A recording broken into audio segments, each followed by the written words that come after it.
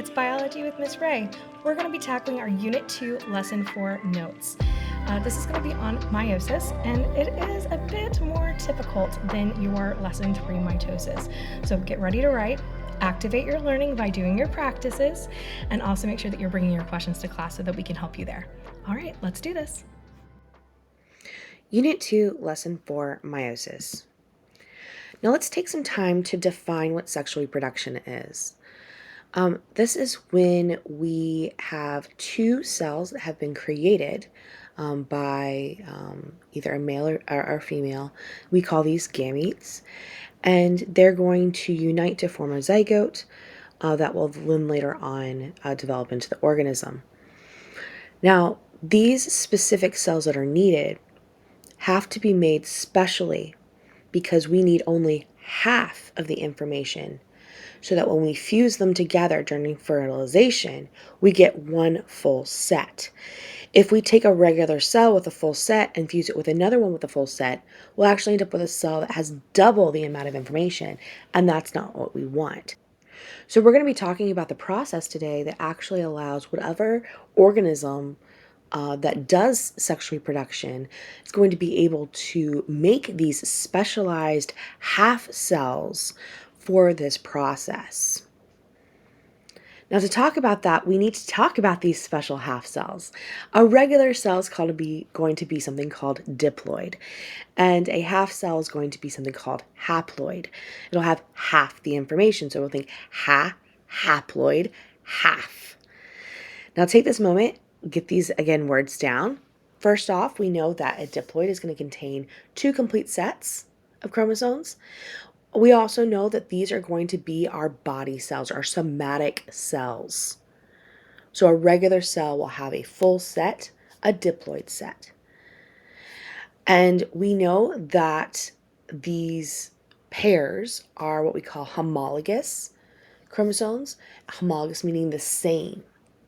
And we also know that our specific chromosomes and any organism's specific chromosomes that come from sexual reproduction, one of the pairs, that information came from their mom.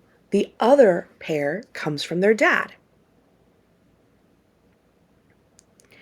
And in the process of meiosis, where we create these half cells, we're going to take the cell's information and narrow it down so that there's only one half of the information provided to later be combined with a different type of haploid cell to make a unique organism. Now, in your notes, you have this diagram. Take this moment to copy this down. Now, remember that this replication process happens in interphase. The interphase that you, again, looked at during mitosis. This still needs to happen prior to meiosis' start, or we're not going to have the end result that we need.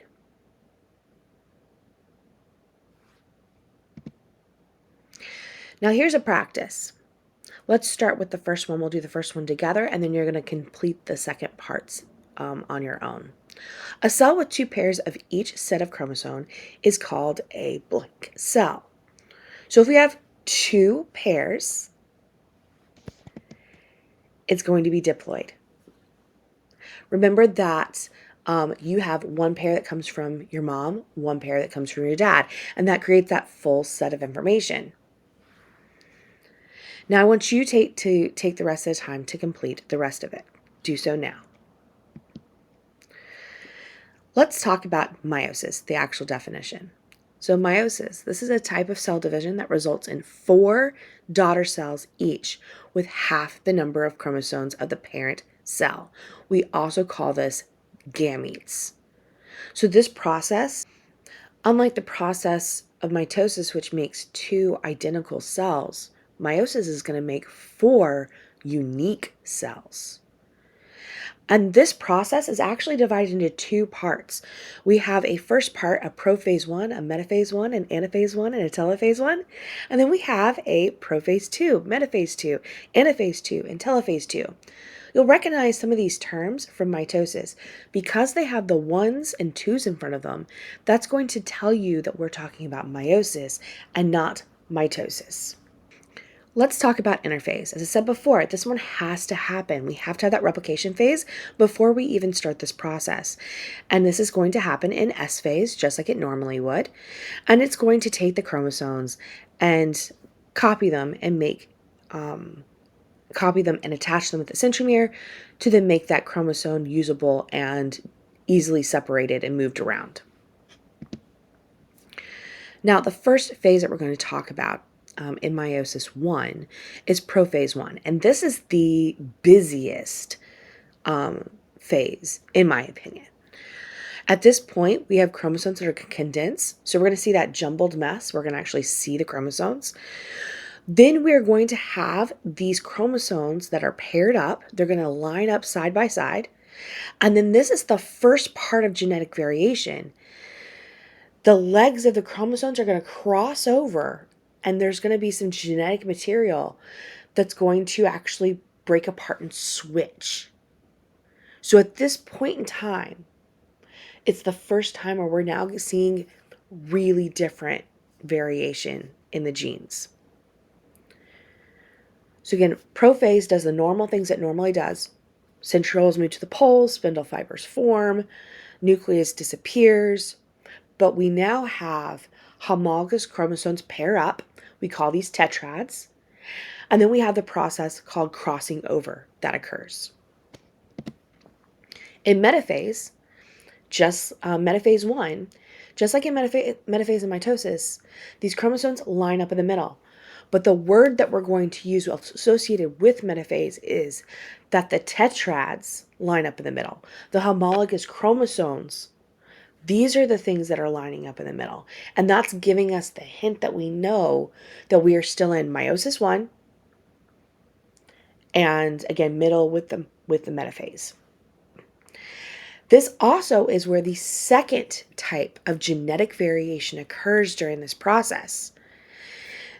The way that these chromosomes line up, which one lines up on the right, which one lines up on the left, is completely random.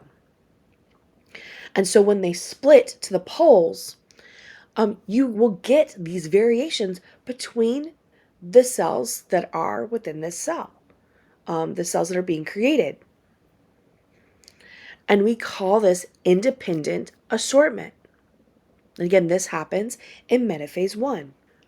In anaphase 1, just like in anaphase and mitosis, where we are pulling things apart or separating things apart, we are pulling apart or separating the homologous chromosomes and tetrads. So we're having a vocabulary shift here. We are pulling apart the homologous chromosomes or tetrads, and from now on, we're going to use the term sister chromatids. Telophase 1, we're going to start to see these nuclei reform. We're going to see 2 nuclei reforming. Cytokinesis will also occur here. And now we have 2 nuclei, and we're forming the tail end of this will be at the end of telophase 1. We will have 2 cells that are unique.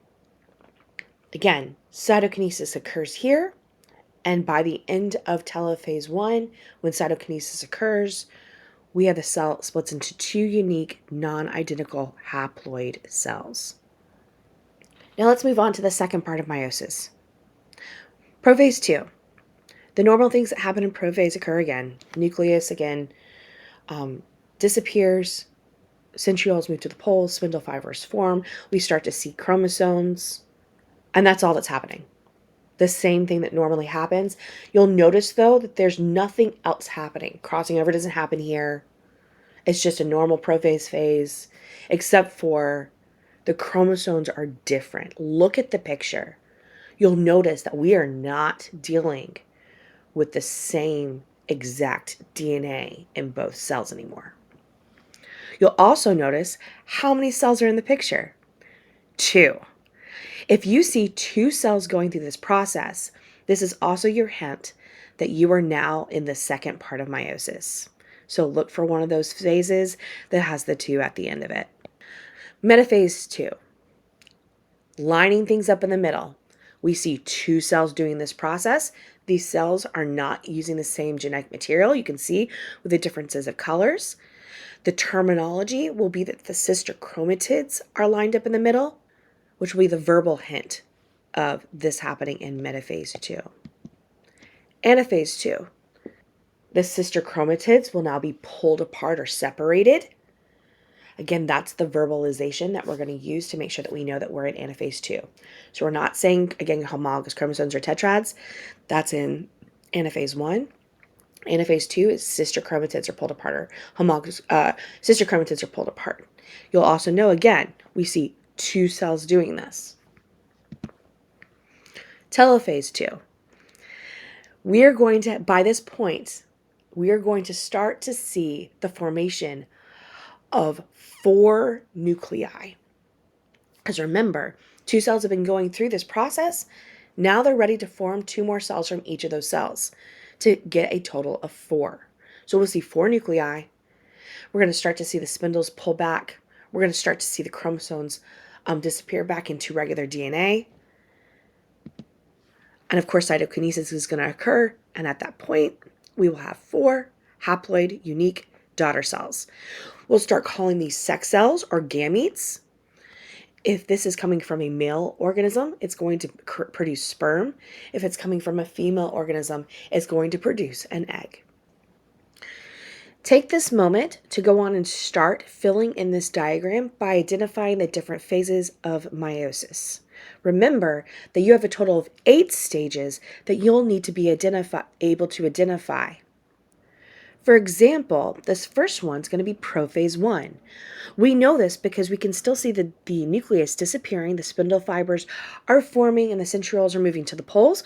So I see homologous chromosomes or tetrads pairing up and having the crossing over process happen.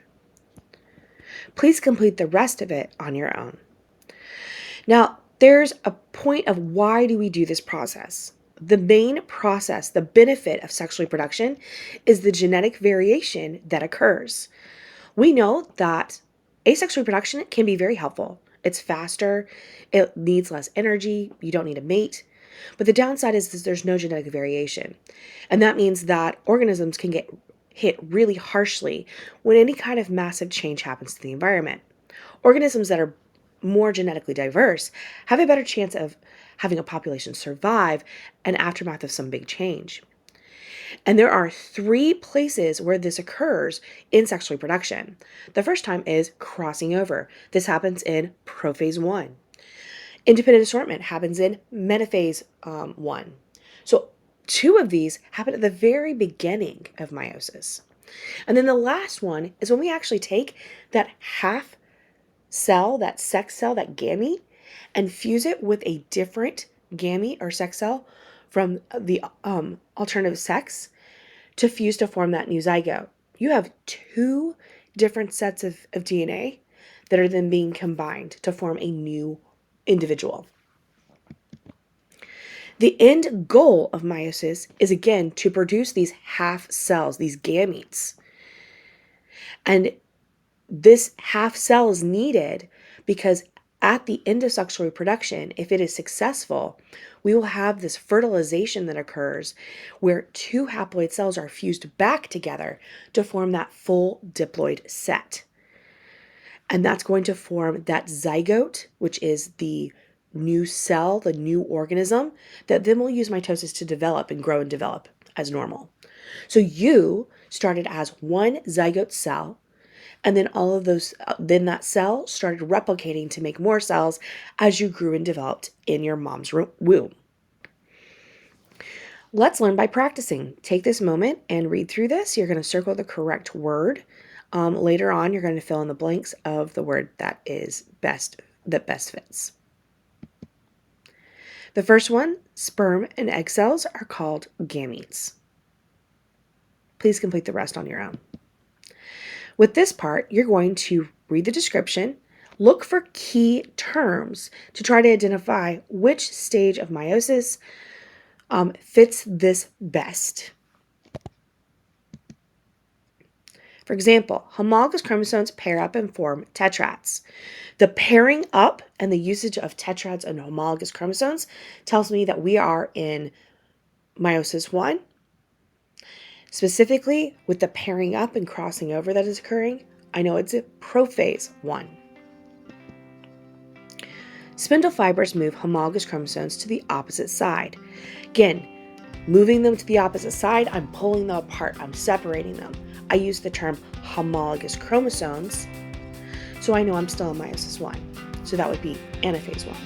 You're going to complete the rest on your own. Congratulations, you finished your lesson 4 notes. Make sure that you come to class with your practices complete. Have a great day.